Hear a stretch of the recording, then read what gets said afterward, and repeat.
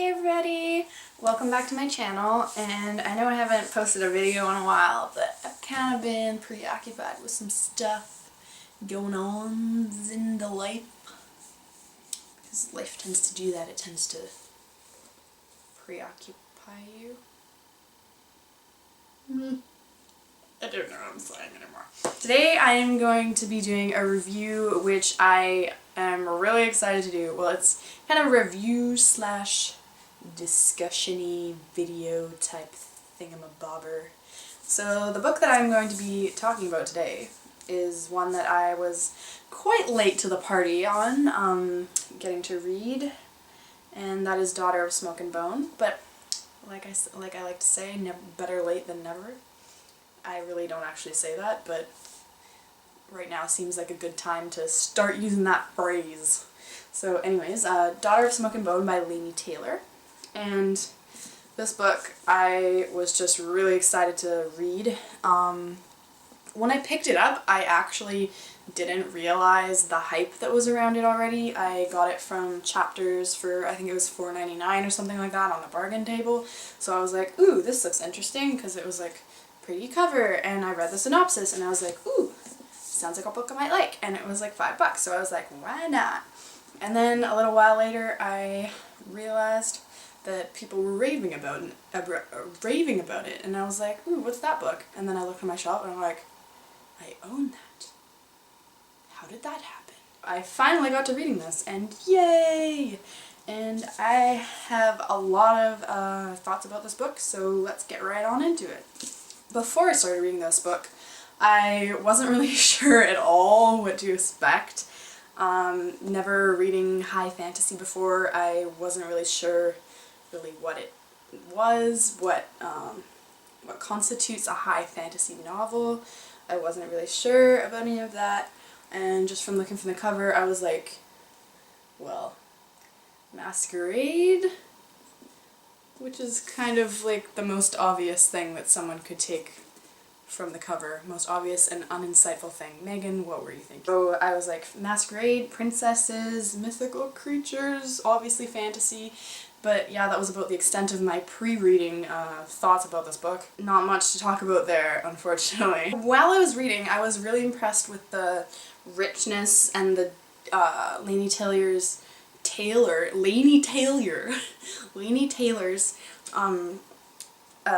detail, and her, just the sentence structure. It was so beautiful. Like, just every line was like a pleasure to read, and it was just, it just sounded beautiful in my head as I was reading it, and not many books do that, and I thought she did that really well, and so it was just a really enjoyable book to read because of the way that it was phrased, I guess. And I instantly connected with the protagonist, Karou, because I myself am an artist and I'm going to art school next year, so first page saying she's going to art school, and I was like, yeah, and then, yeah, so basically I was hooked from the first page. Okay, well, I'm just gonna go straight into the relationship between Karou and Akiva. I'm gonna call him Akiva because that's how I read it in my head when I was reading the entire book. So Karou and Akiva, just the feelings that Karou has towards him, the feelings of attraction, but confusion, still, like doubt, like there's still a sense of doubt, like in her mind about whether she actually had feelings for him or not. And I thought that was a very real portrayal of emotion, because we don't always know 100% for sure if we love this person. So it was kind of, I thought it was a refreshing portrayal of somebody falling in love. But one of the, I'm gonna talk about one of the parts I didn't really like about the book, which was kind of to do with the relationship that developed between Karou and Akiva. At one point Karou kind of figures out that Akiva is approximately 50 years old, and then at the same time she's going through thoughts in her head about whether or not she's like falling for him or has feelings for him. And I just found this a little bit disturbing because at this point we don't know anything about Karu or that her past or anything. We don't know who she actually is. By the end, we obviously know that she's actually magical, just in a new, given a new form, a new body. But at this point, we don't know that, and I thought that the way that the whole story was written out, like it kind of was drawn out. It was very detailed. I really liked that it was really detailed, but this made the book, made the past, it took longer to fill in all the holes in the storyline. So you didn't realize the whole picture until the very end of the book. And that's just, it kind of disturbed me that a 17-year-old was falling in love with a 50-year-old, and I'm not saying that there's anything wrong with that. I'm not trying to discriminate against that or anything, but I'm just saying that I personally found it to be a little bit disturbing just because we don't know that she's actually not 17. So for a portion of the book I felt a little bit uncomfortable reading about that. But at the end, I definitely was like, okay, that makes a lot more sense, and I'm glad that it wasn't going the other way where a 17-year-old was going to be going out with a 50-year-old, because that would have been, I might have not liked the book as much if that's where it ended up. Yeah, I just found it a little bit uncomfortable to read. The world was really intense, like, especially as soon as we went into Eretz, it was like, bam! Like, I was like mind blown. Like, I was like, holy crap, this is amazing. Like, just the Chimera and the Seraphim, and they're just like their history and the world that Laini Taylor developed. It was just mind blowing, and I was just totally drawn into it, and it was just amazing. Like, this book, all the hype it's gotten, it deserves it. And yeah, so and it was completely unlike anything I was expecting. I was not expecting it to be this detailed and this kind of developed, like, of a world.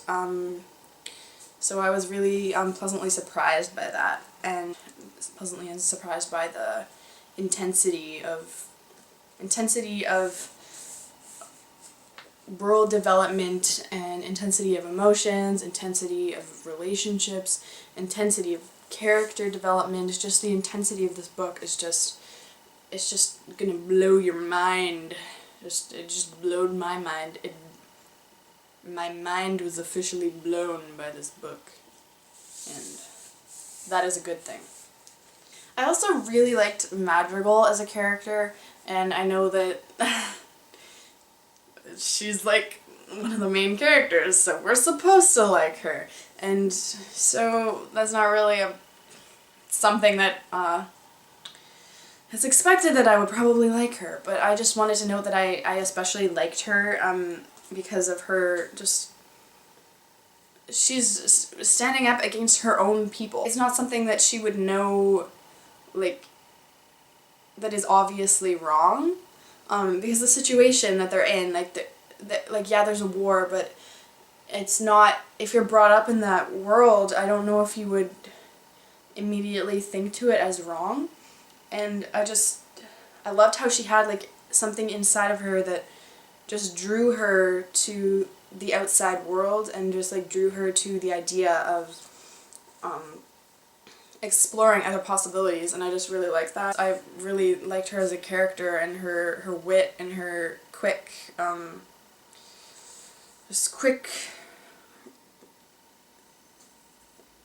don't know what I'm saying.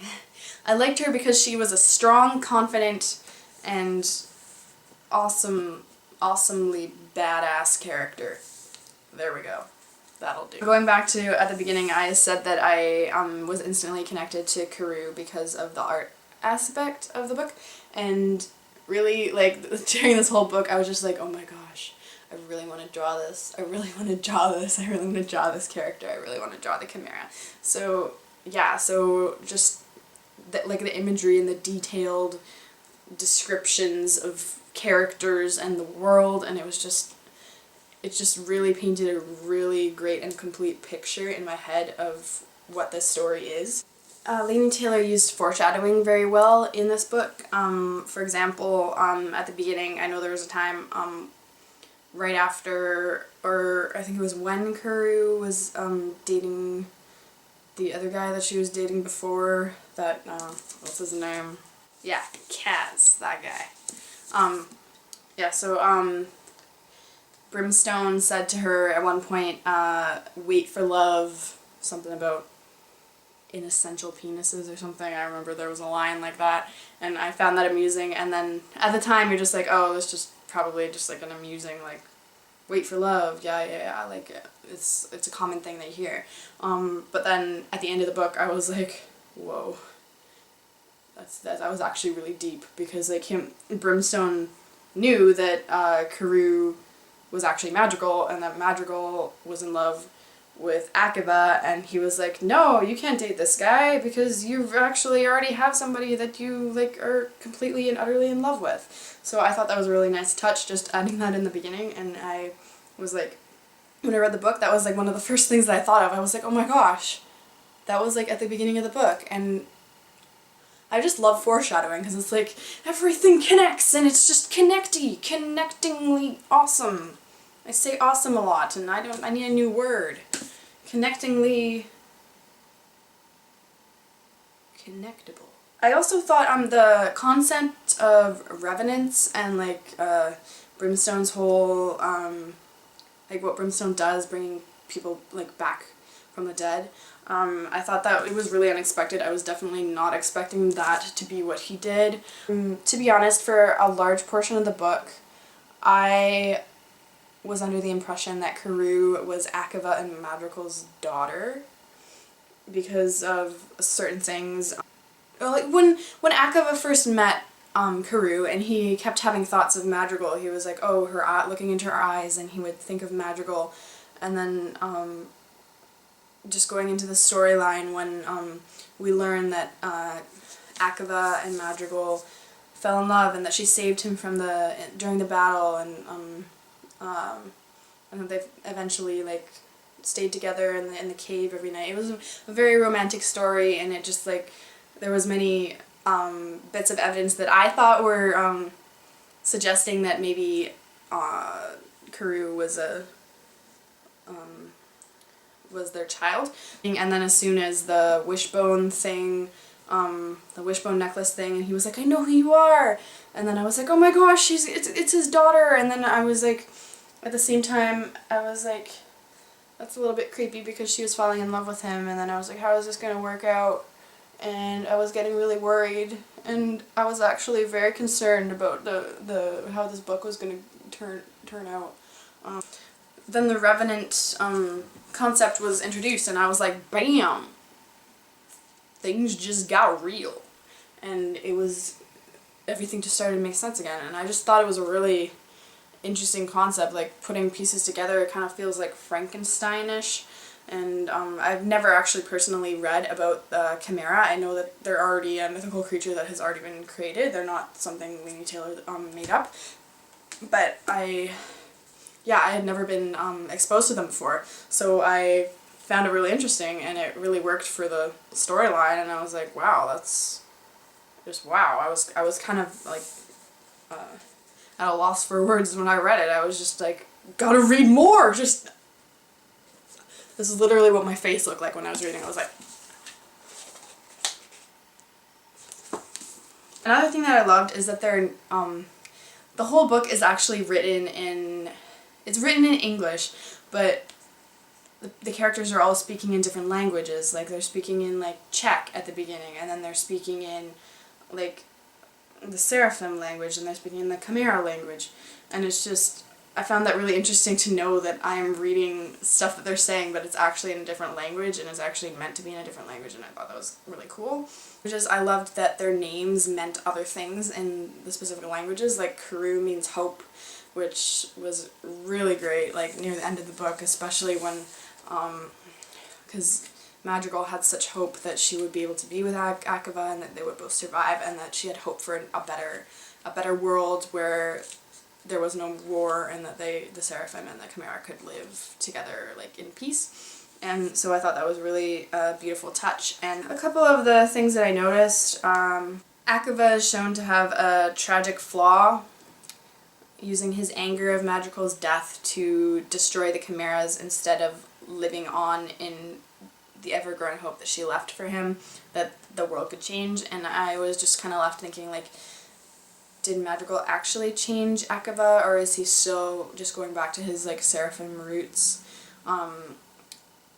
If he didn't meet Karoo, would the world have ever changed? And if she had actually died, then would he be a different person, or would he kind of just go back to how he was? I was kind of left up in the air with that. I was like, I don't know if he really changed much. I'm not really sure. Let me know in the comments how you felt about this by the end of the book. Also, I understood why Brimstone turned Madrigal into a human baby, but I didn't really understand why he took away her memories, because, like, I know he wanted to, like, save her and put her into a situation where she wouldn't be suspected by the Seraphim or by the other Chimera, since she was obviously unliked by the other Chimera for what she did with Akiva. So I understand Brimstone's choice to put her in a world where she won't be involved with any of that, and why he didn't let her go to Eretz or through the door or anything like that. But I kind of feel like she should have had at least some of her memories, because otherwise, if she had never met Akiva and none of that had happened, then she would never have remembered who she was, because Brimstone had been locked in Eretz and he would not be able to get back to her, and she would just be stuck as Karoo for the rest of her life, kind of feeling not completely whole. Like, at the beginning she was feeling a little bit not whole, like there was something missing, and I just feel like he shouldn't have taken away all her memories. I'm just not positive that completely understand that that choice, but I don't know. Let me know what you think. Those were some of my main thoughts that I had after reading Daughter of Smoke and Bone, and I actually just bought the second book, which I'm pretty excited to read, but I gotta wait to read it because I'm gonna be reading it with one of my friends, and she hasn't finished reading the first one yet, so I'm gonna wait to read it with her. So I will definitely post a review of that one when I finish reading that one and stuff. So hopefully you enjoyed this discussion-y review discussion. Is that a thing? Review discussion. Deview. If you have read this book and have any opinions on it or any thoughts kind of about what I've said about it, feel free to leave it down in the comments or post a video response, anything. Just, I want to talk to, I want to discuss the book because I thought it was really a really interesting book. Oh, and also I gave this 4 out of 5 stars on Goodreads. I think I forgot to mention that. So yeah, so let me know what you thought of it, and give the video a thumbs up if you like this video, if you liked it, if you like this book, if you like books, then like this video, because books are awesome. And I said awesome again. Damn it! Thank you for watching. Thank you for spending your time staring at a screen, listening to me rant about books. What am I doing with my life? See you next time. Bye!